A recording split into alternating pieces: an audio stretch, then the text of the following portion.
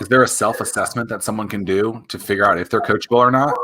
Because I think there is kind of a fine line between being cocky and coachable, right? Where they want to tell you about how something is going. Yeah. But sometimes that could be perceived uncoachable.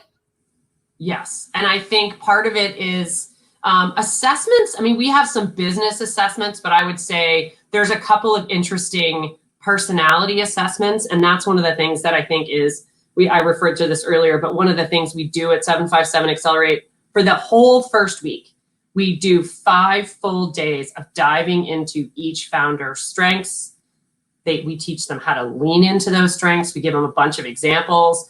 We then do role playing. We then do the strengths-based leaderships. We talk about their leadership styles. Then they have to diagram the people on their team and figure out how to work with the different values and the different strengths that people have. So that at the end of that, and when we see them all during the time that they're in the accelerator, sort of leaning into the strengths, like what we would call overusing them.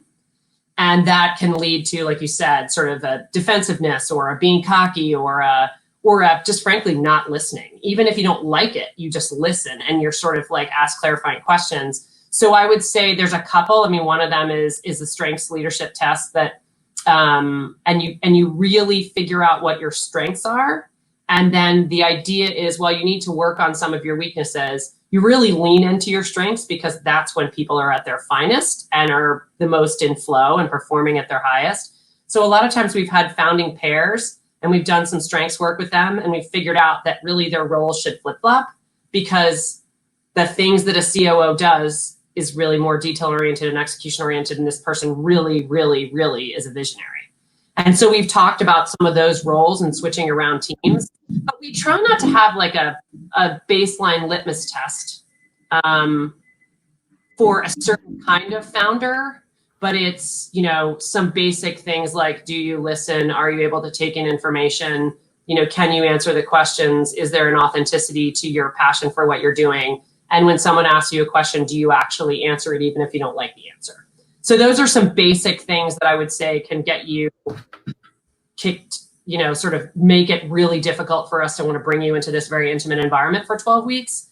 But as far as like a type of founder that's okay, I think that for a host of reasons, there are, diamonds in so many different shapes and sizes. And I feel like we've had founders that really, really surprised us from the sort of initial veneer to the depth and strength that they had once we dug in with them. What about the opposite side of that, where someone is too coachable, that they end up not being able to push their vision forward because too many people are coaching them?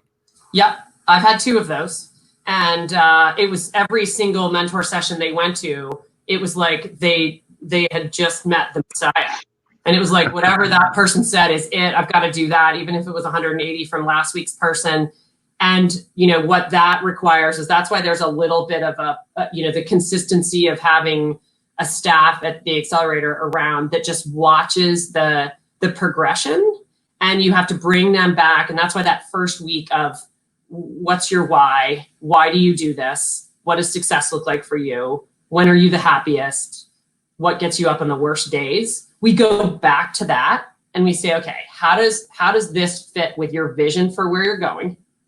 And, how are you going to execute on that? And is that authentic to you? Like, can you sell that story? Or is that just a successful business person story you want to adopt? Because they're very different in the execution, at least from in my humble sort of, I know other people have been at this a lot longer. That's just my humble opinion.